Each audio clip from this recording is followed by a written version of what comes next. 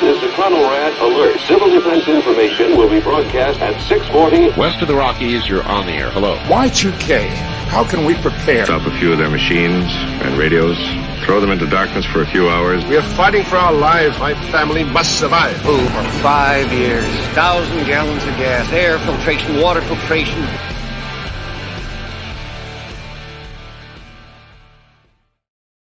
Coming at you from the frozen tundra that is East Central Alberta, Canada. Streaming live on YouTube, Facebook, Twitter, Twitch, Instagram, Rumble, and Odyssey. Welcome back to the workshop where we create community, find freedom, promote preparedness, and share success. I am Toolman Tim. Today is December the 21st, 2023. This is episode 411 of Workshop Radio. How are all my delinquents out there? Merry Christmas, Happy New Year. This will be the last live show of 2023.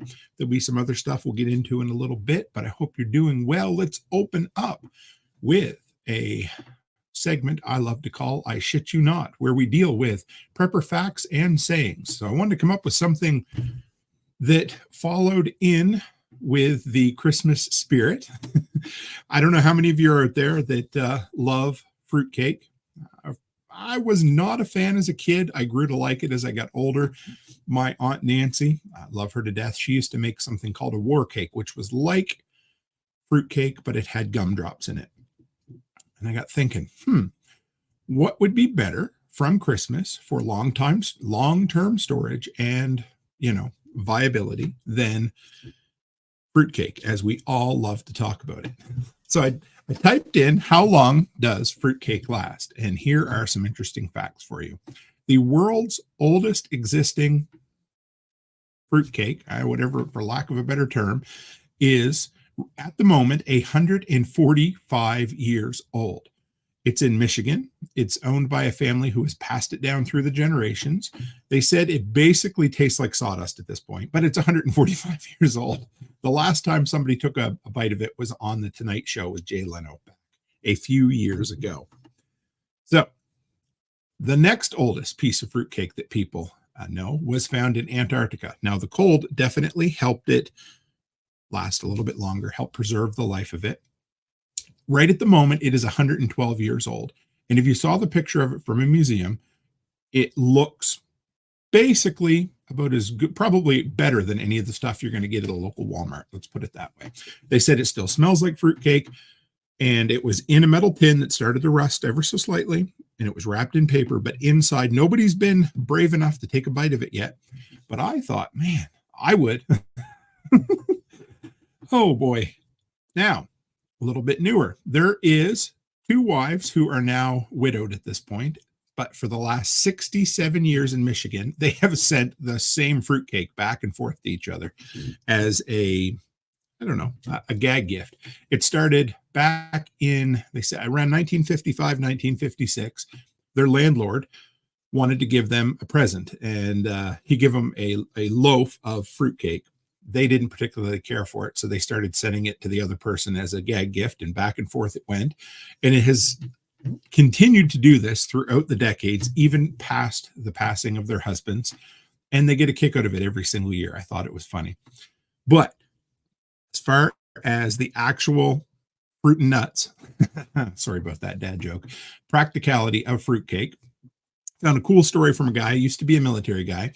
He loved the fruitcake that he used to buy in Georgia.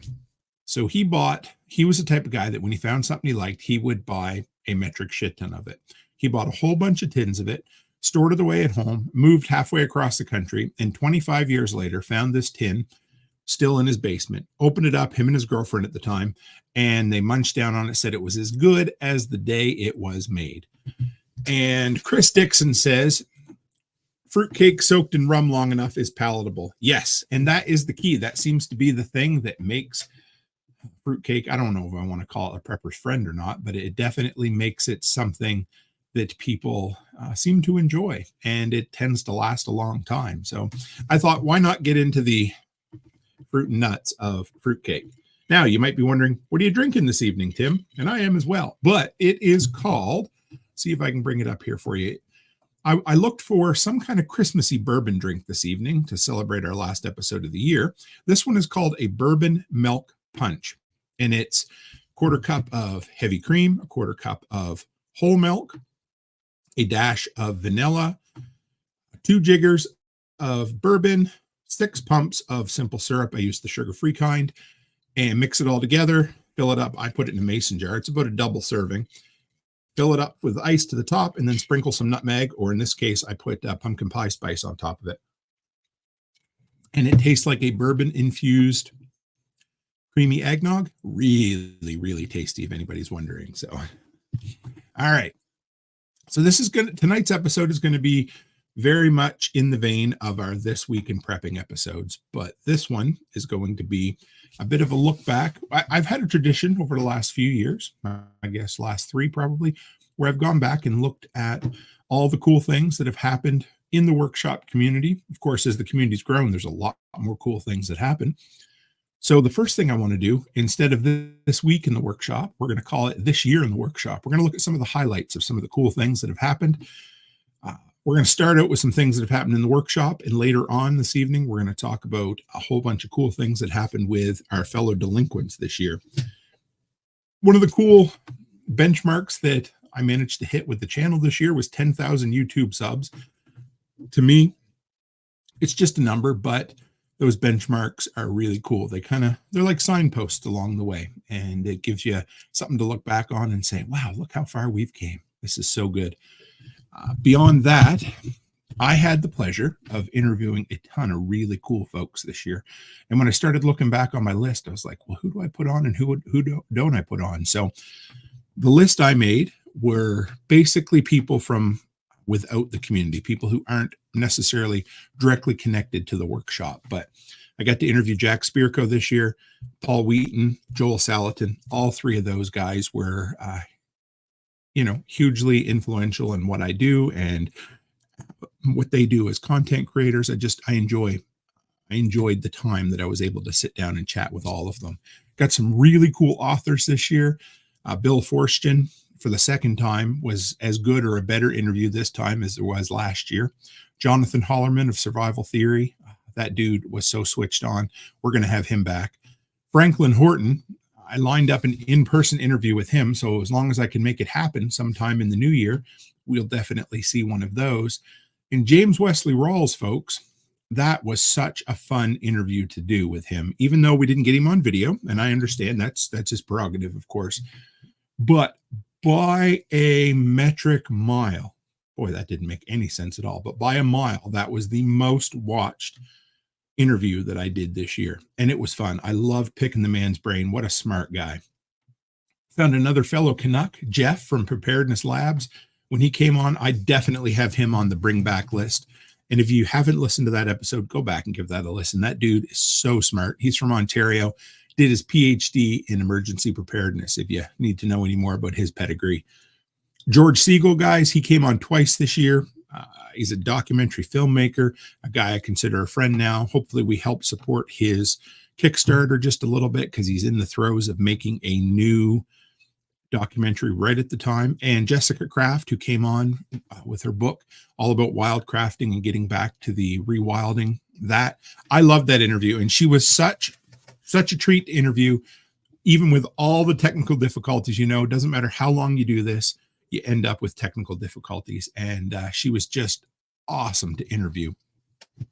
And if I didn't mention, folks, I did kind of quickly, but I believe tonight is the first time that we are live and running on Instagram. We'll see we've had a whole bunch of people, voice going low and slow, it says. Let's see over on Instagram. Well, we may end up needing to modify things just a little bit, but it's really good to be over there. We're going to test things out just a bit as we go along. So anyway, great to have everybody.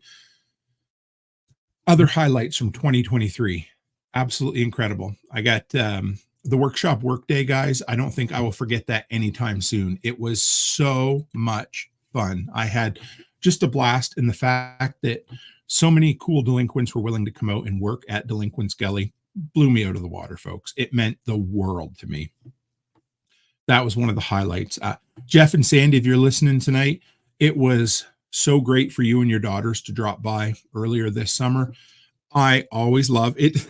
I tell Chris Dixon the same thing, but you know people from the internet, you get to know them a little bit. You hope they're not serial killers, and then you take a chance on inviting them to your property to come and say hello and hang out with you. But it's the only way we make real lasting connections in this world is by taking a chance, getting our ass out there, inviting people over, sitting down and doing it. And Jeff and Sandy, it was great to have you. Kevin, my buddy who found me through James Wesley Rawls, who only lives just about a half hour away from me. Great to see you, brother. I hope we get to see each other over the holidays. He came down and had coffee with me in the backyard. What a wonderful day that was. What else? Oh, we had the workshop meetup this year, guys, at the Thrivalist Fair in Addie, Washington. That was a blast, sitting around drinking bourbon. I know, drinking bourbon. Can you imagine the nerve of all of us? But it was great. Got to see Jake, who's in here tonight at the event, and Ryan Prepper Dad and his son. They were both there. And good to see Rachel Brown this evening in the live stream. Love to have you here. And then after the Thrivalist Fair, guys, we ended up getting to meet up with Tori in her hometown with her kids. We went to the Golden Corral and had a great supper with her. Other highlight at the end, the very last day of our trip to Tennessee, Becky and I got to go out and just have a nice chill supper with Brian and Corey. We had a great time there. That was another highlight of this year as far as the workshop goes. U.S.A, if you're out there listening this evening, launching Camp Hope. For those of you who don't know what Camp Hope is, there have been a few, well, I guess maybe just a couple so far. We've got a bunch of offshoots of Telegram groups, which have become a really cool thing. But I put my heart on my sleeve and talked about how I was tired of being fat earlier this year when I got back from the Self-Reliance Festival. And Yojik's like, you know what? I'm going to start a Telegram group where we all keep each other accountable. And guess what? As of today, it's been 61 days that I've been following the diet and exercise plan. It's working. I'm not going to tell you how good it's working, but it's working, and I'm very proud of it. But Yosick launching that Camp Hope Telegram group for the workshop has been a huge, I think we got like 25 members in there, a whole bunch of people, and everybody's idea of what a healthy life is totally different. But the great thing is everyone is there to encourage one another. Awesome. Love it. Launching this week in prepping. It's been a late in the year thing. We've only had it, I think this is maybe the 4th or 5th time we've done it. It just seems to be the culmination of all the things I've done, brought them all together to make it into a really packageable show that people seem to absolutely love. The amount of feedback that I've been getting from these episodes, I will get more feedback from one of those episodes than I would from any 4 other podcast episodes. So thank you folks for that. And I just noticed Dan Del Colo in the chat this evening as well. Great to see you from PA Dutch country. Sorry. Great to have you. I love seeing different names that I don't always see in here. The Atlas Shrugged book club. We call it the Post-Apocalyptic Book Club, but having that where we're going to get together once a month and read 3 chapters of it. Incredible. The roundtable episodes this year, guys. Love the roundtable episodes. I hope you did too. We're going to have a lot more of them this year, but we did the content creation roundtable, and we did the butcher roundtable, the meat cutting roundtable. And anyway, and then it wasn't technically part of the workshop. I was part of it, but we did the Vision Kickstarter for Willow the other night. You're going to see a lot more of those as a collaboration between Nicole and I. Oh, they were great too. But anyway, everybody loves these roundtables. You're going to get to see more of them as the year goes on. We did our first iteration of Workshop Unplugged. We got Sam from Slave to Servant. That was one of the coolest shows ever, guys. It was just awesome. Dan says, I love this week in prepping shows. I do too. I love putting them together. They're so much fun, and I love that everybody seems to really enjoy them. We did the workshop / 2 Chicks Homestead get together in Illinois this year. Holy shit, was that ever a riot. I love that. Thank you, Nate and Aaron, for putting that on this year. What a great time. And I had this in my notes, but I'm going to mention it again. But 61 days, for me, this was a personal highlight. 61 days at this moment of diet and exercise, just, being careful. And two more days, and I will be halfway. This is crazy. I will be halfway through the Coach to 5K plan. If you don't know what that is, it's basically going from a sedentary lifestyle to running 5 kilometers. That's like 3 in Imperial units, those Freedom units. So anyway, it's working. I love it. I didn't think I would, and I'm just enjoying the hell out of it. So thank you folks out there for all the, inspiration, ass kicking, the whole works. All right. Our next segment, I read it on the internet. So I thought, how are we going to do this year? So let me see if we can share this for you. I'm going to bring this up. Hang in there, Tim. There we go. So that, in case anybody wanted to know, there's the bourbon milk punch. I put so anything I talk about as far as recipes or specific people, hey, John Palmer, great to see you. I try to throw the links in the YouTube at least, and possibly in the, what else did I put it in? I'll definitely put it in the audio link afterwards. All right. So we got 3. So I decided, all right, what do we pick for Reddit this year? And so I picked the 3 top posts from our preppers. They're all simple. They're great. Anyway, let's dig in. If you guys don't remember, this will remind you pretty quick. This one was posted by Denki 9 months ago. Said, my wife apologized. It's got to be a made up story to begin. Sorry, guys, that was too mean. In Philadelphia, my wife apologized for teasing me about the 70 gallons of water bricks under the bed. About a year ago, I bought 20 water bricks. They're 3.5 gallons each, stacked neatly, fit perfectly under the bed. They're pricey, but we live in an apartment and the other options didn't make sense. My wife rolled her eyes as I started storing food. She rolled her eyes as I bought some gear. Then I got the plastic containers to store 70 gallons and she teased me. She said, folks, hun, you ready for this? The Delaware River is right over there. Said, I'm not gloating. I didn't say a thing, but I think this tragic environmental disaster that didn't happen very far away, it happened to us. It finally opened her eyes. She's happy we don't have to travel 50 miles to find bottled water. What a great story.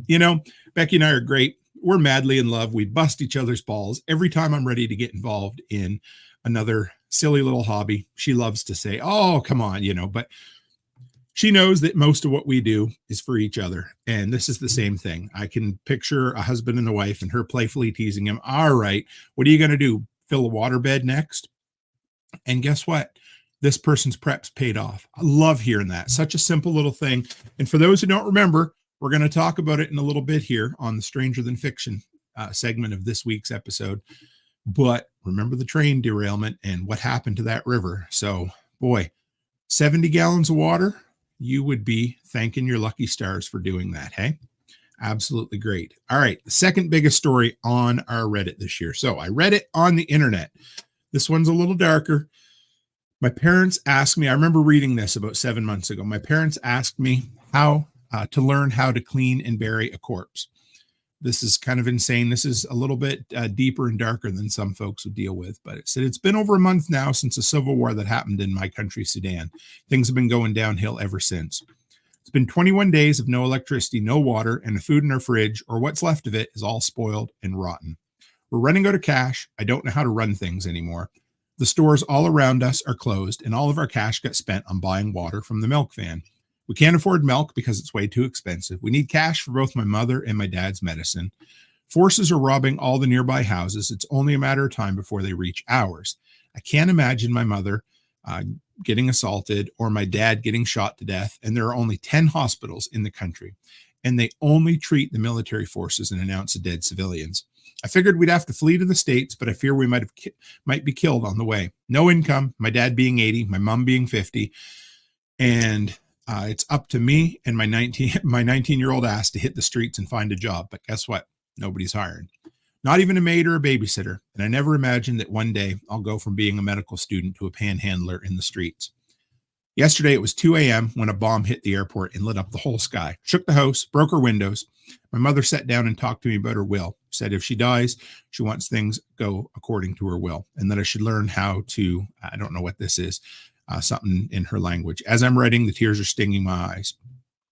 Said, I just want to bury myself and relieve myself of this, but my parents have no one but me to support them. And I would do anything for them, and I would sacrifice everything, even if it cost my happiness and well-being. That is crazy, guys. I mean, I know Sudan was never, a country full of peace for the most part, but how insane is that you can just go from being a medical student to being in a war-torn country for this 19-year-old. I think it's a girl, but I'm not sure. Just sad. And yeah, so I hope this person made it out okay. Their username was oh boy, pickle nut juice. Bring it on.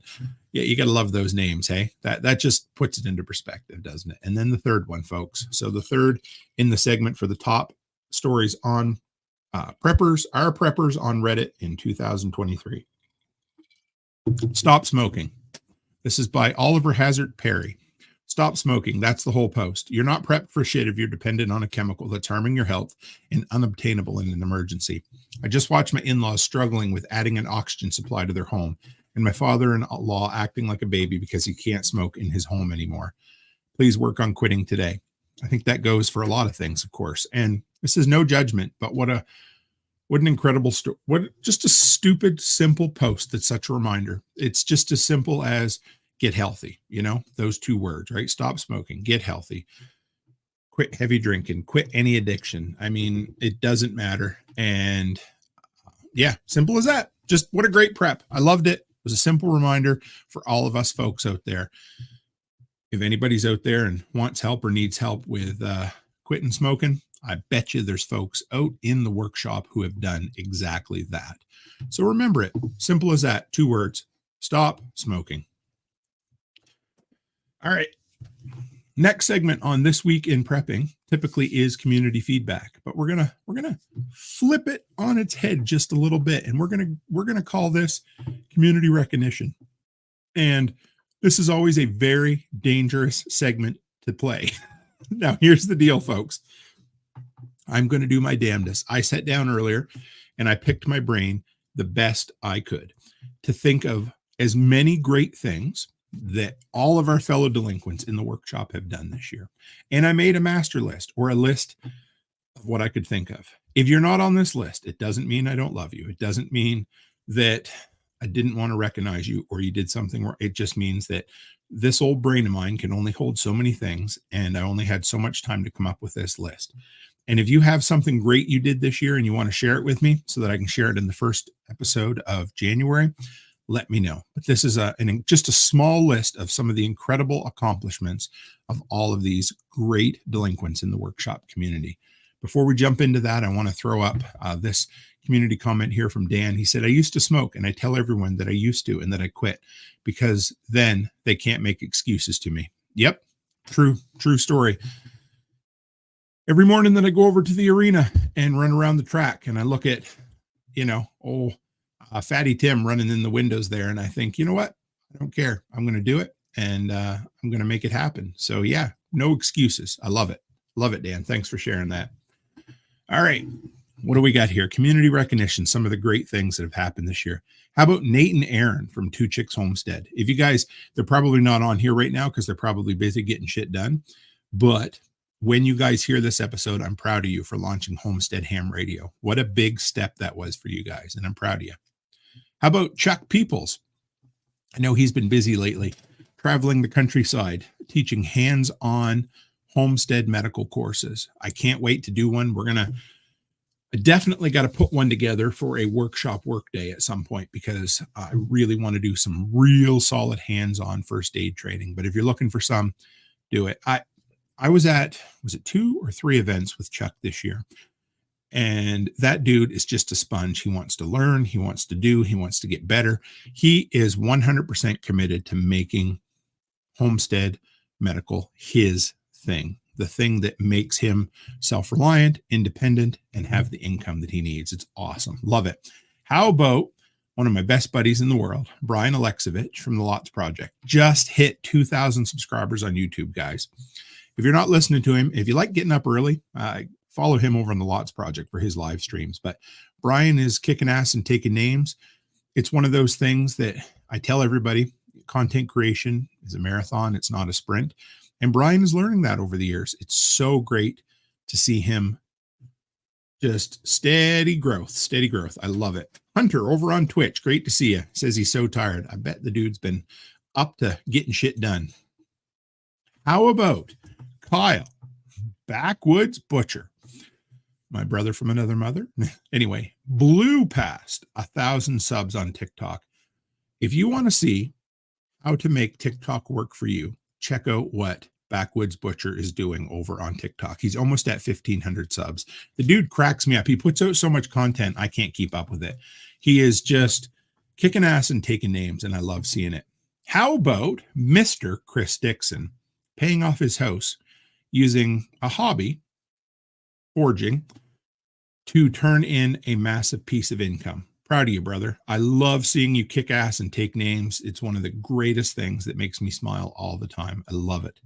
How about Yosik working his absolute ass off with all of his side hustles this year? I lost track. I mean, I can't keep track of anything more than 10 because if I go to 11, I got to take my socks off, and that's a lot of work. But I know he has more than 10 side hustles. Love seeing it. How about Clark? And I'm not talking about Clark W. Griswold. I'm talking about Mr. Clark over in Saskatchewan. If you guys don't know who Clark is, he is, I always get it wrong. I think it's 24. The dude is younger than at least one of my kids. He is a husband. He is a father.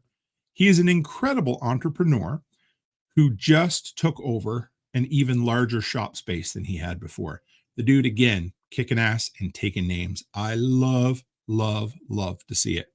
How about Sean Mills? Sean, if you get to hear this episode at some point, Sean started everything this year. Took a huge gamble. Launched a Kickstarter to do testing on some solar direct pumps that nobody had ever done in the world before. Took a chance, and he's doing it, guys. He is full-time. He walked away from working for the man, and he has decided he burnt the bridges, he sunk the ships, and he realized, now I got to make it work. And he is. I love it. I love seeing, just before I came on tonight, he had a video of a new project he was doing. Love it. How about Mr. Kerry Brown? And what can I say about Kerry Brown? Just about everything. He's a permaculture expert. He built handyman / kind of landscaping business. But how about him pivoting this year to become the go-to wild edibles guy in our community? He is going to turn that into a full-fledged business that pays all of his bills. Love seeing it. Love seeing the hustle and the heart that everybody's putting into this. It's great, guys. Awesome. And how about, who do we got next here? Pippin. Love you, Pippin. Just got a present in the mail from Pippin. Thanks for the ducks. Pippin is the duck guy.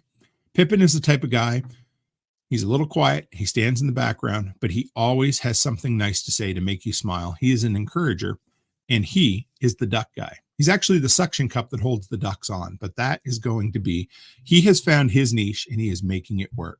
How about Steve and Amby? They came all the way to the workshop workday this year, not to stay and go to Self-Reliance Festival, but if I remember correctly, to just drive, basically a day's drive, to come and spend 2 days in the woods, work their asses off with us, and then turn around, and she had to get on a plane within a couple of days and fly to a missions trip. Thank you, folks. Love it. How about Rob and Tracy getting married? Love you guys. Just got an incredible letter from them in the mail today. Sucked that we couldn't actually make it to their wedding, but I love you guys. It was great to see you get married this year. And it was great to see a marriage in the workshop. It was just great. How about Jake? I know Jake was in here earlier tonight. I had him in my list. Jake from Ravenwood Acres. Love you. He came on the show. Jake, actually, if I remember, way back when, did a collaboration with me, I'm pretty sure. And I can't remember if it was just the community member spotlight or if he was actually in the Gear I Love video that we did. There was like 6 or 8 of us way back. Anyway, he retired from the military this year and is going his own way now. And proud of you, brother. I know that was a big step, and I'm glad he was, I'm glad that worked out. How about Off-Grid Ping? You know who you are. My up-the-road neighbor from Tennessee. He has been, anytime I need something, he's just there. If I message him like, hey, could you check this thing for me? Or could you check that thing? He hooked me up with the guy that ended up putting the driveway in for way below market value. Just, it's awesome having someone that you can call a friend that actually lives down by Delinquents Gully. Love it. And I want to shout out, this isn't a commercial, but I want to shout out our 3 sponsors. Joel from Fortress K9 took a chance on being a sponsor of the podcast long before it was probably economically viable to be a sponsor of the podcast. Love it. Thank you, buddy. And then after that came Amy Dingman of A Farmer's Kind of Life. She took a chance on us as well, and I thank you. Give her podcast a listen. And of course, Nate and Aaron, the most recent addition in the sponsors, Two Chicks Homestead / Homestead Radio. Love you guys. Always great. All right. How about this? I got a new segment. What was that, Tim? You almost said, I don't know.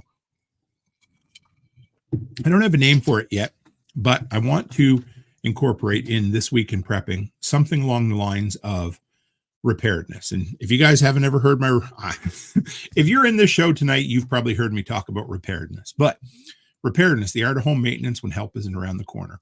And I've done that presentation the last 2 years at Prepper Camp, and I love preparedness. And we were watching the other night. It was, what did we end up? We watched National Lampoon's Christmas Vacation for the workshop watch party. It was a lot of fun. We had a blast doing it. And while I was watching it, I decided to make a little list called Preparedness Lessons from Lampoon's Christmas Vacation. It's a bit tongue-in-cheek. It's a lot of fun. This will be a more serious segment going forward, but I had to think about it. So if you've ever seen the movie, lesson number 1, don't use too many adapters or extension cords. For all of you out there, if you've never seen the picture of Clark W. Griswold having about 17 5 and 6 outlet adapters plugged into one, and then a whole bunch of those 3-way adapters, one plugged into the other, recipe to burn your house down. I knew a guy whose house burnt down simply because he accidentally set his deep freeze on top of an extension cord. It eventually cut through it, shorted out, and caused a fire. Be careful. How about this one, guys? Secure your attic hatch. Poor Clark. If you've ever seen that film, he goes into the attic and for whatever reason, he decides he's going to sit on top of that anyway. There are so many things wrong with that, but either make it so you can get back out if somebody accidentally closed it on you, or make it so that somebody can't accidentally pull it while somebody's sitting dressed up in his wife's clothes watching a reel-to-reel video from 1955 trying to stay warm. Yeah. Be careful. How about this one, folks? Always tie off your ladder. Don't forget to tie off your ladder, because if not, you're going to end up with your back against a tree or your neighbor with a broken window. Don't try to walk your ladder. Oh my goodness, don't try to walk your ladder. How about this? Always be prepared. Don't forget your axe or your saw. If you're going in the woods to cut firewood or to cut down a Christmas tree, yeah, you don't want to be digging it out by hand and tying it to the top of your tree or the top of your car now, do you? So when you're heading into the woods, John Palmer beat me to it. We got a good one coming up here in just a minute. Don't spend your bonus before it's in the bank. That was preparedness, or that was tip number 8 from Lampoon's Christmas Vacation. Absolutely. Don't ever count on a bonus. A bonus is a bonus, no matter how hard. If you've been given the same bonus for 25 years, don't count on it as a bonus. Don't ever spend it, because he made himself way too much stress. And the thing about stress is, it's the deadly killer, guys. So don't do it. Don't spend your money before you have it. How about disposing of your sewer properly? Yeah, I know. Don't ever drain a chemical toilet into a rain vent or whatever that was. We don't necessarily have them up this way, but don't put gas into an enclosed space. Just do away with it. Go to a dump station and dump your RV stuff. I know, poor cousin Eddie. He didn't have the money or the fuel to take his vehicle, his tenement on wheels, as he called it. So he wasn't going to leave until next month, but figure out a way to dispose of your waste properly, folks. And how about always wear your safety gear? Clark was a accident waiting to happen. And when he went out to cut down that tree with his chainsaw and he was wearing the goalie mask, I thought that is about as useless as tits on a bull, because the worst thing for sawdust, or a chainsaw, other than cutting your friggin' arm off, is junk in your eyes. And the one thing that wouldn't protect you from is junk in your eyes. So wear your safety glasses, tie off your ladder, don't forget your gear, secure your attic hatch, don't use more extension cords than you absolutely have to. Don't ever count on a bonus, because it's a bonus. Remember that. Some lessons we can learn, some very serious, not funny whatsoever, preparedness lessons from Clark W. Griswold. Remember those, folks. They're important. All right. Next segment in This Week in Prepping, one of my favorite is Stranger Than Fiction. Now, we're not going to go deep into these stories, but what tonight is going to be is a look back on the shit that mattered for 5 minutes. The stories that the prepping community lost their ever-loving minds about. You're going to hear some of these and you're going to be like, oh man, I forgot about that. But boy, at the minute, didn't it seem like the world was going to end? I actually started something in my phone and I lost interest in it after about 3 days. And it was called something along the lines of shit people should care about. And I wrote down in it, the Bud Light incident. That was one. I was like, anyway, I didn't include that in tonight's, but basically it was, these are going to be stories that maybe had the potential to be something big, but they weren't. But they were the things that were being talked about in the preparedness world. And you're going to think, oh, shit, I forgot about that. There's lessons to be learned from some of them. And there are maybe some jokes to be had at the expense of some of the others. John Palmer says, I know people that would drain their oil into a storm drain during an oil change. Wow. I can't imagine. We actually had somebody here in town. I don't know if they flushed dirty gas, something, but anyway, they had a massive amount of gasoline or some sort of petroleum product show up in the wastewater here in town. And they were actually able to track it back to within a 4 or 8 house grid. So I don't know. Anyway, I don't get it. Not sure. Whatever. All right. January. This was actually the first story of 2023. It actually stretched from 2022. It's something we kind of prepped for ahead of time. We ended up buying some more on the Amazon.com, the American Amazon. Do you guys remember the acetaminophen shortage? I don't know if anybody else does, but early January, children's acetaminophen was one of those things that everybody was losing their collective minds about. And there was a bunch of different shortages around in the prescription field this year, and it sucks. But again, how do we do it? We build a stockpile. Fill your prescriptions early. With me, I've been a little slack. I'm going to be honest. I don't have the backup of a couple of my prescriptions that I need to. So I need to start. That's on my to-do list for 2024. But everybody was worried that we weren't going to be able to get the child's acetaminophen, and people were dosing their kids with adult doses and people were getting sick. So what was the lesson there? Well, number one, if you had a good stockpile ahead of time, the shortage wouldn't have affected you. Number two, if you didn't have it and you needed to dose using adult, you want to make damn sure that you know the proper amount to give a child, because the last thing you want to do is try to make your kid better and end up making them worse. But for those who don't remember, holy cow, was the acetaminophen shortage a big deal at the time. Now, not so much. You ready for the next one? Everybody's going to remember this, and it disappeared as fast as it came. You could say the balloon popped. How about February 2nd, the weather balloon? Who remembers? Do you remember where you were the first time you heard the story about the Chinese surveillance balloon? I do. I do believe it was actually Angry American who posted something on Facebook, and I saw it and I was like, well, that seems weird. And then it all of a sudden was further than it was supposed to be. And then it supposedly got shot down. And I think I shared something in the Telegram group. It was a picture from North Dakota of like smoke in the sky. It turned out to be a hoax. And I was asking folks about it. Wow, there it is. Jake said the red balloons. And we're not talking about it. We're talking about the Chinese weather surveillance balloons. And then all of a sudden, every unidentified flying object was a Chinese surveillance balloon. At one time, I think there was 35 of them, and not really, but there was a bunch of them in the sky.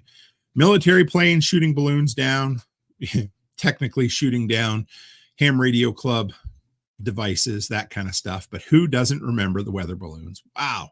That came, that went. That's one of those things that doesn't affect the temperature of the water in my hot tub. And I can promise you it didn't affect yours either, but we all spent time worrying about it that we probably shouldn't have. How about this one? That was February 2nd. One day later, East Palestine, Ohio train derailment. Who remembers that? That came just one day afterwards. There's 3 things that happened all at the same time. And yeah, that was almost a year ago, the weather balloon.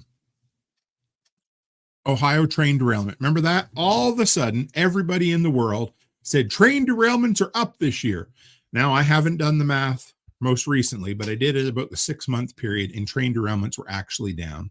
But it was a well-documented situation that happened that affected a lot of people. And so what did the news do? The news does what the news does, and they hyped it so that everybody thought, guess what? We are suffering from an overabundance of what exactly? Train derailments. We weren't, but again, now, did that affect 98% of us in the country? No, it did not even a little bit, but that's okay. That doesn't mean it wasn't a thing for some people. Regular old preps. How about we go back to the I read it on the internet segment this week, and water cubes or a water bladder or whatever we absolutely, storing water was the one and only thing you would need to have been doing as a prepper to be able to get by when your water supply was tainted like that. That's it. If you weren't within a couple of miles of that derailment, you weren't going to be dealing with smoke a whole lot. You weren't going to be dealing with a whole lot of stuff. But there was so much fear porn put around that. There it is right there. John Palmer, weapon of mass distraction, 110%. There it was. So let's put that in the past where it belongs, and let's move on to February 5th when everybody was losing their ever-loving minds about high egg prices, about chicken feed that was being tainted to intentionally cause people to have their chickens stop laying eggs. Where are we at? Everybody's chickens are laying eggs again. Egg prices are back down to relatively normal.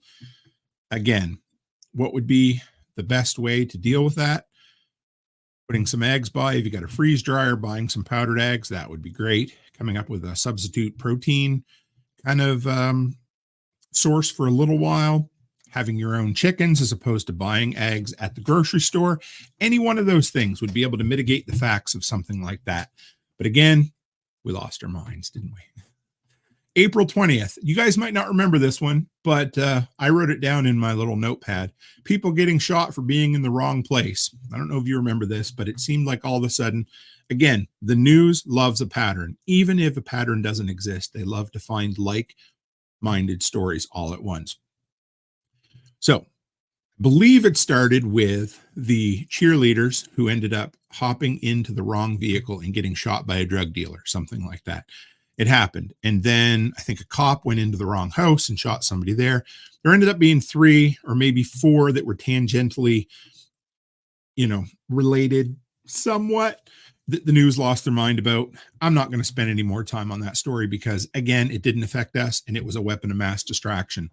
Love it, John Palmer. Maybe that's what I should call the name of this. Anyway, what a great name.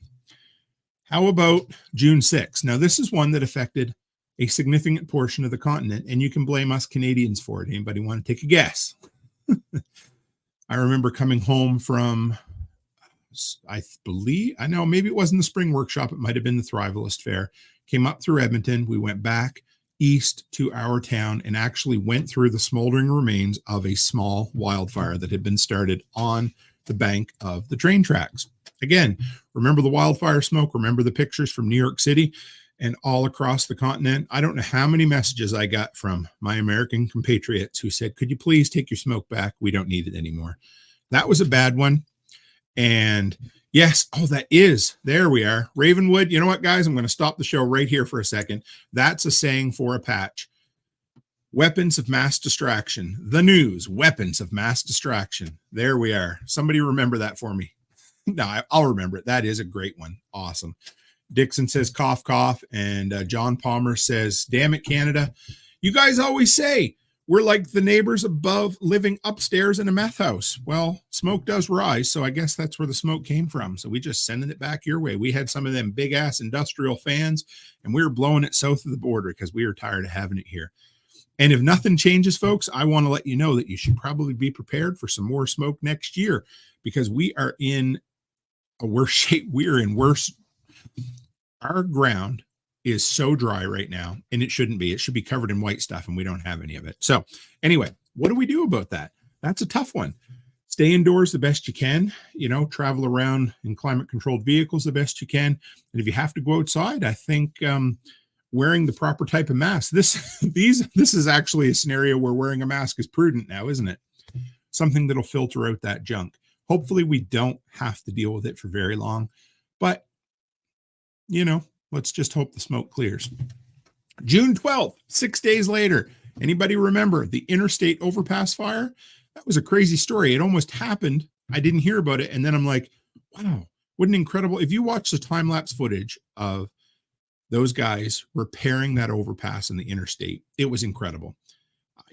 God rest his soul, the trucker that ended up, crashing and burning and causing the overpass to be structurally unsafe anymore. It was a bad story, but it was a really interesting thing to see how fast they were able to rebuild it. But I put that story on there, 2 reasons, because the whole world was talking about it. And number 2, it could really mess you up a little bit. It's all about having primary, secondary, and tertiary evac routes. So, I love the interstate. It feels, exactly like that. It feels like an artery where you can go really, really fast. And I love it, but always have plans for getting around, because if something like that happened, you'd want to make sure you could. And John Palmer says he sees those big fans every day west in Oklahoma and Texas Panhandle. We've been building those big windmills. Fans for ages up here. That's been the plan, is to shoot the smoke back down to my American friends. I'm telling you. How about July 30th, 2023? Congressional alien meetings. Remember those? Those were fun. I don't even remember who the dude was, but he got up there and said, aliens are real. We have them. We've seen them. How'd that go for him? They haven't Epsteined him yet, but no, anyway. Don't know. Don't care. Everybody was talking about it. Move along. How about October 3rd? Anybody remember October 3rd? I know right where I was on that day. I was just getting ready to check in St. Louis at the hotel when all of a sudden everybody's phone started dinging. The lobby TV was on CNN, started beeping. Everybody got scared for a minute. Everybody thought it was some sort of clandestine, who knows what. What were they going to do? I don't know. Activate the 5G chip. Anyway, whatever. Doesn't matter. Everybody lost their ever-loving mind about it. I think the emergency alert system is a great system that can be used properly. I think it's overused in Canada to an incredible degree. Again, it was something designed altruistically and then ends up being misused by the government. But remember it? I do. And then October 7th, I remember seeing the footage of the missiles flying in Israel. The Israeli-Hamas conflict was the thing that took Zelensky out of the political zeitgeist. All of a sudden, he disappeared. But here we are. We're on to the next war. Seems like 1984, doesn't it? Ceaseless, endless wars, from one war to the next war. Which one are we supposed to care about now? Guess what? None of them, because it doesn't affect us at all. Chris Dixon says, and yes, this was a longer segment today than normal, but this is the year end. Says, I'm so glad I turned off the news years ago. All right. Guess what? Coming up in 2024. Don't have a catchy name for this segment, but it's a good one. Some things you guys can look forward to in the workshop this year. Some things I'm excited about. Number 1, in January, I'm going to be launching a Patreon. I don't have all the details yet. It's going to include once a month in-person interviews. I've been collecting them up like crazy. There'll be some extra content there as well. I'm pretty excited. It's not going to be super expensive, but it's something for folks. It's another way to support the workshop, and it's another way to get some extra content if you're interested. I'm shooting for more in-person speaking events. 10. I think Nicole asked me the other day, how many do I plan on doing next year? And I think the number is 10. I believe I did 7 or 8 in 2023. I want to do 10 this year.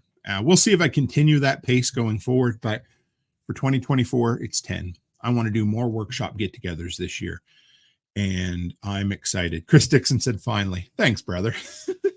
Love you. More workshop get-togethers. I'm not exactly sure where or when or how they're going to happen, but there will be more. There's been some talk of an East Coast one near where Kyle lives, perhaps. I wouldn't doubt that we'd see another one in Illinois. I'm sure we're going to have another 1 or 2 workshop work days. And Carrie Brown, I think Carrie mentioned having something in that area for sure. So, oh yes, John Palmer, I love you. There's all kinds. How about the great sugar shortage of 2023? I'm sure there's lots of stories that I completely lost focus on, but the sugar shortage was one. How about the attempted attack on the U.S. border when it turned out to just be a drunk couple who were coming from the casino? There you go. There's another one. All right, what else do we have coming up? More Delinquent Gully Chronicles. So you will notice that content is completely shut down for the next 2 weeks. No review videos, no Delinquents Gully, anything like that at all. I'm taking a break. After tonight, there'll be a little bit here and there, but there won't be anything planned. That's for sure. I won't say I won't do an impromptu one, but I'm officially on vacation when I hit end stream this evening. But going forward, we're still going to have the bi-weekly. Is that right? Is that what we call it? Bi-weekly every second week. The Delinquent Gully Chronicles. We're going to have a weekly gear review video. Got a bunch of really cool gear coming up. And something else Alice and I are going to, my daughter Alice, for those who don't know, I believe on the Friday that's going to be opposite when we don't have a Delinquents Gully Chronicles, I think we're going to do food videos. Now you're like, oh my God, Tim has absolutely shit the bed. No. Hear me out, folks. We have a bunch of MREs here that we bought last year from an Army surplus. I just bought 5 more, including a Canadian delicacy of poutine. If you don't know what that is, tune in to see it. But we're going to do one MRE every 2 weeks, test it out. We're going to go do some shopping at some places. We went to the Oriental grocery store, picked up about 15 items, and we're going to do a video where we taste test probably 5. So what I did was I looked for high protein, hopefully high fat, shelf stable products from the Oriental grocery store, stuff I've never tried before. And we're going to record our thoughts and hopefully give some entertainment and hopefully maybe some information on some not necessarily thought about, how do you want to put it? Preps, things that places you might go that you wouldn't think about, and things you might stock up that you wouldn't consider simply because this crazy Canadian decided to try some Oriental food, right? And John Palmer says, just do a meetup once a week, one for every state. That's a great idea. Maybe someday. That would be friggin' awesome. Could you imagine? Angie Marie said, did I hear Illinois? Yes, you did. I think I did. I'm sure there'll be one in Illinois. It's going to be fun. It would be cool to have about 6 a year in anyway, we'll figure it all out. But we're going to have more. They're coming up. What else? Yosik and I are working on something behind the scenes. He's like, Tim, what are you talking about? We're working on a Leatherman. So we settled on the Leatherman Wave Plus. He is testing some laser engraving, laser etching. So we're going to do some custom. I'm going to do my best to keep the price as low as I can. It's going to be a very limited run, but we're going to do workshop Leatherman multi-tools. The price is going to be, they're not cheap, but I'm not going to make any money off them, or very, very little. But we're going to do 10, 13, 25. I'm not sure, but it's going to be something like that. I'm excited about it. Everybody else hopefully will be excited as well. And Byron Roberts says we could do a bourbon meetup. Would love that. Jake says that's the best multi-tool. I did quite a bit of research, quite a bit of reading before I settled on one. I went to a House of Knives and got my hands on a bunch of them to see. And I was like, yep, that's the one I wanted. I've been in the market for a multi-tool for quite some time. I got this idea from Jessica Mills, who does Homemade Wanderlust. She does a special order of Patrick's neck knives every year that say Homemade Wanderlust, and they're numbered 1 to 100 or something. And so Yosik kind of mentioned this from a statement I made in passing. It's going to be, Chris Dixon says 25 will be gone in a heartbeat. Yeah, it won't be any more than that. I'm so weird. I love numbered things. I love to know how many of something there is and that sort of thing. So it'll be very limited run. If it sells out, we'll do something different the next year. But yep, this year it will be multi-tools. And if it's a big deal, next year we'll partner up with Patrick Gorman of MT Knives, a good buddy of mine. I'm not wearing the knife right now because I left it in the garage, but neck knives, we might do those in the future year, but I'm not getting ahead of myself. We're going to do at least 2 runs of silver. I'm actually, because I don't need something more to do, I picked up a furnace, or whatever you want to call it. I talked to Hunter. If you're still in here, Hunter, he gave me a recommendation on the proper thing that will melt silver and allow me to pour it into my own rounds. So I'm going to try to do a little bit of the work myself, see how it turns out. We're going to do a couple of runs of silver. I'm going to do a poll with the group to see how big, what the price point is, that sort of thing that you're in for. So I'm excited. That's coming up. We're going to do more roundtable episodes coming up, probably at least once a month. Actually, not at least. I would say once a month we'll do a roundtable episode. They're huge. They're fun. Everybody enjoys them. Now, so, thank you, a foundry there. I wouldn't, we'll see. As long as I don't burn myself, we'll be all set. Now, you guys know every week in this week in prepping, I do the Stranger Than Fiction section where I talk about the news. And we did the vision activation episode the other night with Willow. If you haven't heard it, it was awesome. One of her ideas was that she wanted to come up with a way to repackage the news that's positive with solutions-based prepping content. And so I came up with an idea. I felt like I was on the Shark Tank, and I put a proposal to her. So for the first 3 months of 2024, she is going to do a segment in the podcast called Spreading Sunshine.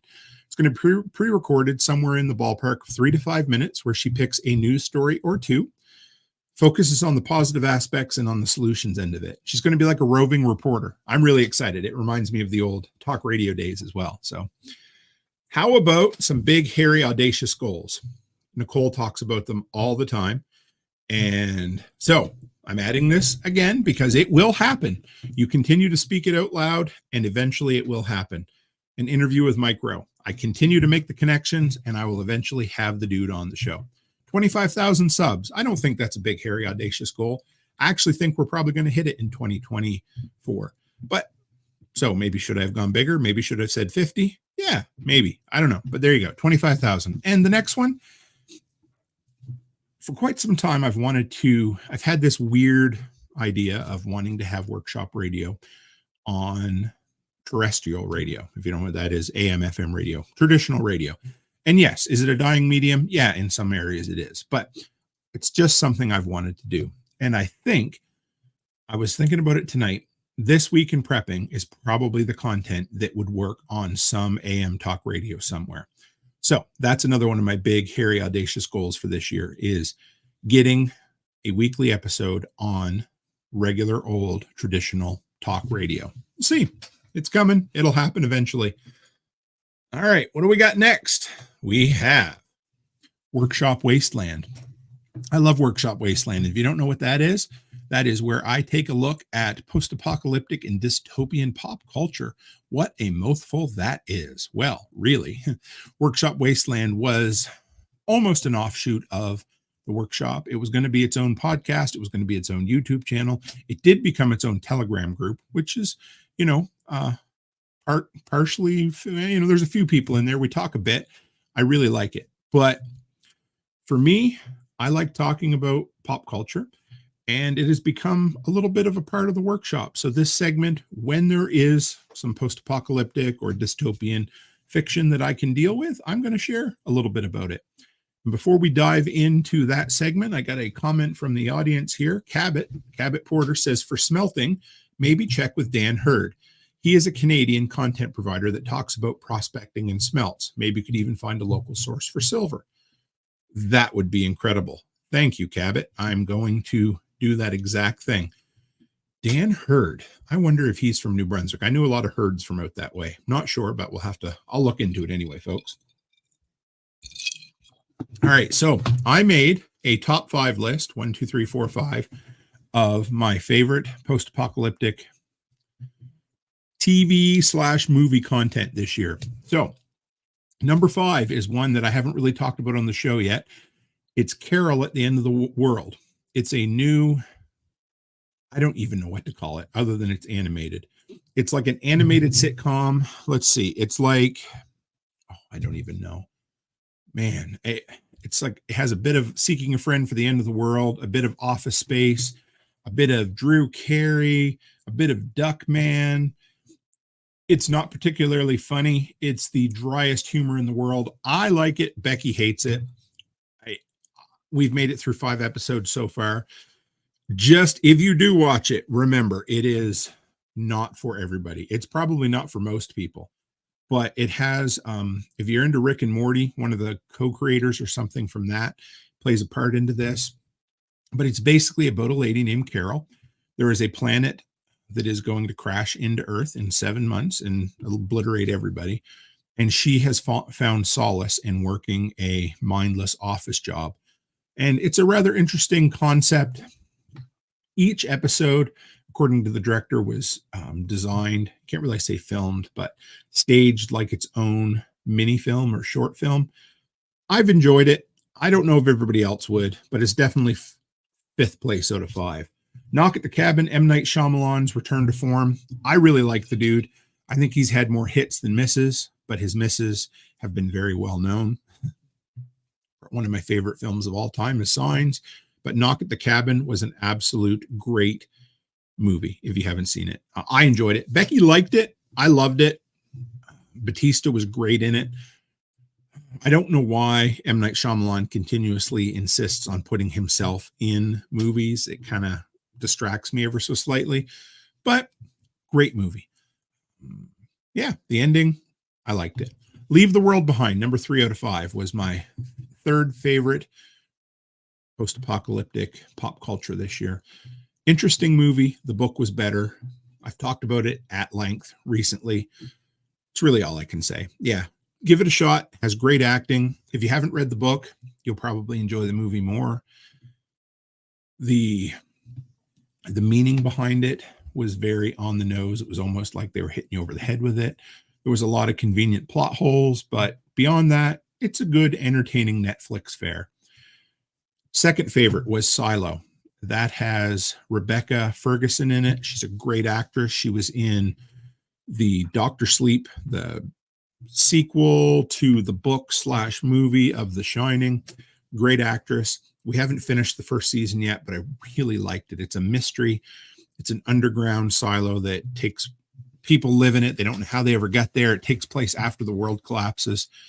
And of course, if you can't guess what my number one piece of pop culture fiction was for 2024, we did an episode about the show every week for 10 weeks, and it was The Last of Us. Loved it, loved it, loved it. Not super excited about season 2. I was really bummed that they're not filming it in Alberta, but what a great show. Loved it. We'll go back and watch it. I have my suspicions it'll be a lot like the first season of The Walking Dead. It was really the best in its first season and went downhill from there. I don't know. We'll see. Oh boy. Yes. So those are my 5. Now, I threw 3 horror movies into this list, 2 of which could definitely be kind of in this vein and one that probably isn't. Megan. If you haven't seen Megan, it was a really good, it technically come out at the end of 2022, but everyone lists it as a 2023 release. It deals with AI and a doll that gets sent out and becomes sentient, and horror ensues. Let's put it that way. Loved the film, even considering it was a PG-13. Evil Dead Rise, if you haven't seen that this year and you love gory as all get out horror, it was a return to form to the Evil Dead franchise. Give it a shot. Becky and I watched it when we were storm stayed in Minot, North Dakota on our first day of our trip heading to see Nicole. Had a hell of a time watching it. Loved the movie. I was super entertained. And then the third one was Talk to Me. Now, you really can't call that a dystopian or post-apocalyptic film, but I loved it. It was made by 2 Australian YouTubers with a budget of $2 or $4 million, and they made a scary as hell film. Had to throw that in there. How about books? This year, I read less than last year, but I still hit 60 books. I say read, I say listen to. So the best of the books that I read for the first time this year. And if you guys out there listening in on the live stream, if there's any book that you read this year, if you want to throw your top 1 or 3 books, throw them in the comments. I'd love to hear them, and I'll share them as we go along. So this is stuff I read for the first time this year that I absolutely loved. Atlas Shrugged. Yep. Never read it before this year. Loved it. 60 some hours to listen to. It can be a bit of a slog when you're into the speech, but it's a great, it is a philosophy textbook written in fiction. That's all I can say. I love the book. Awesome. The Borrowed World series by Franklin Horton, who was on the show the other day, was a breath of fresh air. It was such a well-written survival book. You know, it was very much like it follows the same exact blueprint as Going Home. great, but it was such a well-written series. It was honestly more well-written than 299 Days, than Going Home, than any of the other series out there. It was just spot on. And the reason I didn't listen to it beforehand was simply because the name Borrowed World reminded me of young adult dystopian fiction. I thought, no, that sounds like something for kids.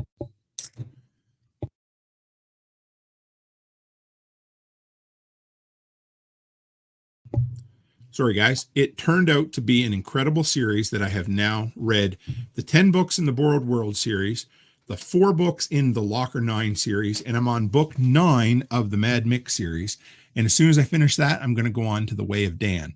Similar book, not in the same universe, but I'm excited for it. Dan DeColo said, I read 1 second after and 1 year after, got me back into reading fiction. Love to hear it. Don't forget, there's 5 years after, or 5 years later, or The Final Day, and then 5 years later as well. So Atlas Shrugged, the Borrowed World series. Be Useful by Arnold Schwarzenegger, one of the most inspirational, motivational books I have listened to. And I wasn't super excited about it because he was the one who narrates it, but he did a hell of an awesome job. So great. And if you want to just be careful, because that was a portion of the reason I came home so inspired to lose weight, was because of that book. Loved it. Prepared by Mike Glover. That came as a recommendation from Jake from Ravenwood Acres. Awesome, excellent book. What else? 5 years later, the new book by Bill William Forstchen. He came on the show the day before. Loved it. It isn't as good as 1 second after. Nothing ever will be 1 second after. Caught lightning in a bottle, but it was still a great addition to the series. A classic, an old one that I hadn't read before, called Tomorrow by Philip Wiley. It was okay. It wasn't as good as some of the other classic films like On the Beach and, I can't remember some of the other ones, but it was good. It takes place kind of in the, the 50s, the 60s, right at the height of the civil defense movement. It's okay. It is a in the moment nuclear attack book. It's okay. Spotting Danger Before It Spots You. I can't remember the author right now, but it is a book on situational awareness. I read it 1.5 times so far this year. Great book. Bunker by Bradley Garrett. I want to have the dude on the show in the worst way. It is the best book I've ever read or listened to on the sociological breakdown of preparedness. It was so great. Love the book. If you haven't yet, if you read a single book off this list, other than Atlas Shrugged, read Bunker. Leave the World Behind. I read the book. It was a bit woke. It was a bit left-leaning for sure, but I like to stretch myself a bit sometimes. I like to look at things from someone else's perspective. And so the book itself had you on the edge of your seat. It made you feel existential dread. And overall, it was a very entertaining book. And then this summer, when I started walking a little bit, I listened to the Surviving the Fall box set. It was 12 books for a single credit on Audible. So if you're looking for something that will give you a lot of value for 1 credit, I liked it. Pretty good story. It's about a guy who works for a car company. They hack all of the smart cars because the government told them they needed to put a control chip in it. And chaos ensues. Not a bad series. All right. I am going to go through these notes here. Notes. What are you talking about, Tim? You're on paper or something? If you guys want to fax things in or send it through the mail. No, just kidding. Anyway, we got some comments here from the live audience, folks. And first one, I already got Dan in. Trojan69 from YouTube says, Ominous Parallels by Dr. Leonard Pykoff will curl your toes. Perfect. Always looking for good recommendations. Jake from Ravenwood Acres said the Red Rising series, 6 books, and book 7 is in the works. It's a great science fiction series. And I love hearing this right here, guys. Ed Celio, and I hope I pronounced your last name right. And if I don't, I'm sorry. But he said, I'm a new subscriber this year from California. Said this group is a breath of fresh air. It's a bit eclectic, but feels very comfortable. Looking forward to whatever talent I can contribute. And we love having you here. And we are definitely eclectic.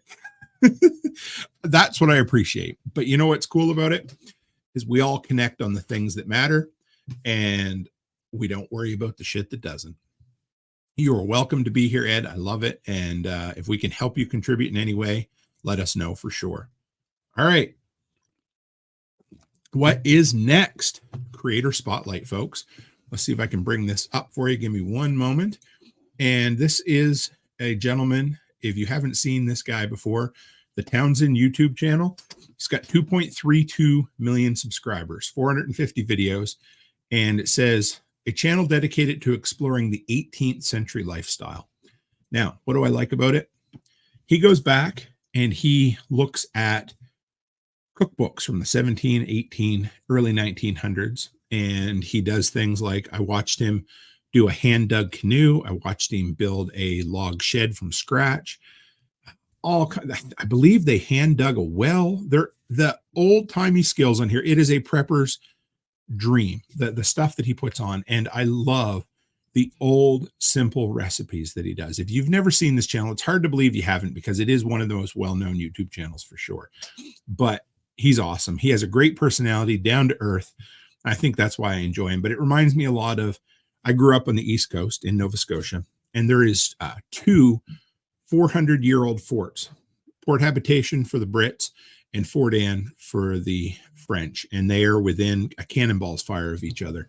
And I loved going to them. I was enthralled in them as a kid, and a lot of the stuff that he builds on this channel and talks about was stuff that comes from that kind of era.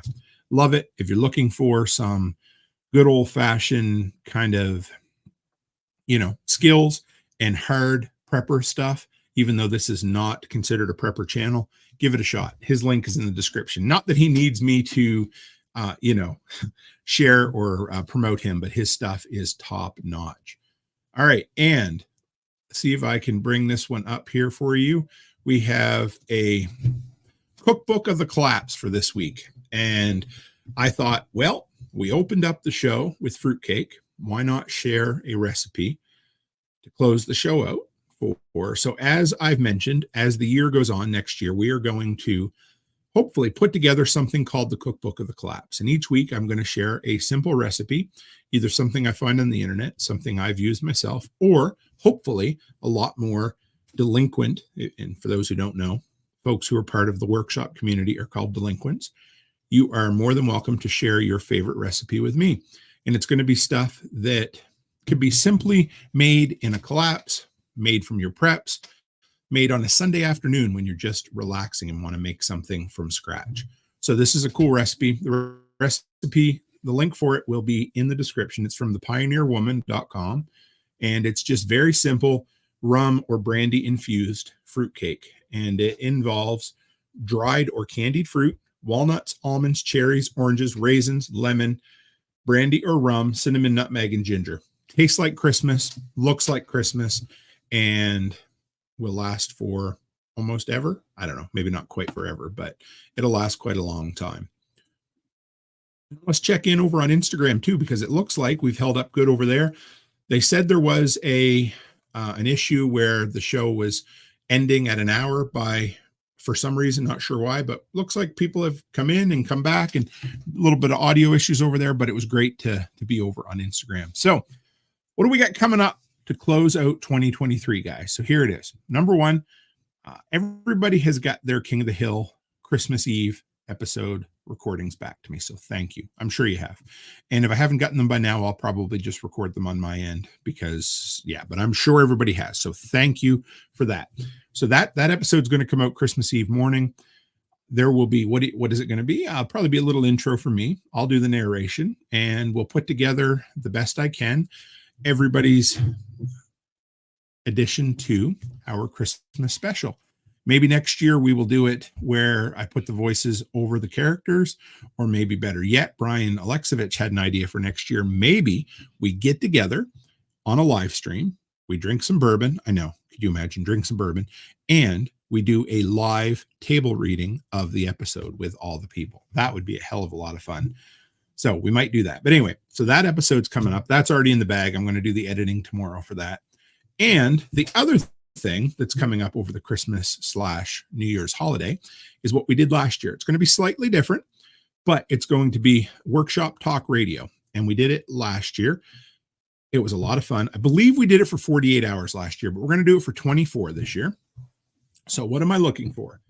I'm looking for 24 one-hour segments from all my content creators that are attached to the workshop community. Now, I do not want something newly recorded for the show. I don't want this to be work for you. What I want folks to do is look back on what they've created this year and figure out what their favorite thing is, or whatever. It doesn't matter really what it's about. I just want it to be a showcase for everybody and anybody who's, tangentially attached to the workshop. So I haven't set a date yet, but I sure would like to have them by probably the 28th or 29th. I'm going to send emails out to as many people as I can think of. It's going to start at noon on New Year's Eve, and it's going to run until noon on New Year's Day. It will be a pre-recorded live stream. It'll be audio only with a photo or picture in the background, and it's going to be the soundtrack to ring in the new year to inspire us to get shit done in 2024. Now, how does it work? Well, there's just going to be one show after the other playing, and we're just going to have fun in the chat, the live chat as time goes on. If you have time, hop into the live chat, say hello, carry on with us for a little while. I'll carry on with you. We won't be doing live hosts like Nicole and I did for the Jenny Hill fundraiser. This is going to be a pre-recorded live stream. It's going to be 24 hours. It's going to be the soundtrack to a new year. It's going to be playing in the background, so you can turn it on while you have guests over. You can turn it on while you're getting your GSD list done, while you're making your goals, whatever it happens to be. I love it. It was a huge thing last year. We'll probably do it a couple of times this year coming up, but it is definitely our New Year's tradition here at the workshop. And I'm just like my father. I love me some traditions, so I hope you guys enjoy them too. So from there, guys, I'm going to enjoy. I hope you enjoy the next couple of weeks as well. I hope you take some time. I hope you relax. I hope you spend some time with your family, the ones that you love, even the ones you can't stand. Well, no, actually, let me back up. Don't spend some time with people you can't stand if you don't have to. If you love somebody but you don't like them, okay, spend time with them. But if they treat you like shit, don't waste your time with them. But spend time with all the folks that you love. Spend time relaxing, spend time getting shit done, spend time planning for what 2024 is going to be. Because here's the thing, folks. 2024 is going to happen whether you want it to or not. And 12 months from right now, 2024 is going to be gone. And life is going to happen to you. And you have one of two options. You let it happen, or you take the bull by the horns, you hop on your back, you make a list of all the shit you want to do. You go balls to the wall crazy, deciding exactly the shit you want to get done in 2024. And you go out and you make it the best damn year you've ever made. That's it. That's all there is. It's all I got to say for you guys. But I love you. Thank you for spending so much time with me. I told you, and I say it all the time, that I spoke the workshop into existence. I spoke like there was a community before there was a community. Now we have a community, and I think the world of you. So thank you. Thank you for the support that you've given me and Becky in 2023. I can't wait to see all the great things that you guys do in 2024. Don't forget to set goals, because that is how you intentionally get shit done. So thank you, folks, for everything you do. Have a great Christmas, Hanukkah, Merry Kwanzaa. I don't know anyway, but have a great Christmas while you're out there. Enjoy yourselves. Have a drink. Have something to eat. Don't fall off the wagon too far. Make sure you remember what do we got? 10 days left this year. And the last thing to remember is, I don't know if you know it, but you guys know what tomorrow is? We all know what today is. It is the winter solstice. But tomorrow, and here is a need for optimism, tomorrow, there is more sunlight, there's more daylight than there was today. The days start getting longer tomorrow. So no excuse to not get shit done. I hope you guys have a great holiday season, and I will see you back here in 2024. So stay happy, stay healthy, and have a great week, month, and year.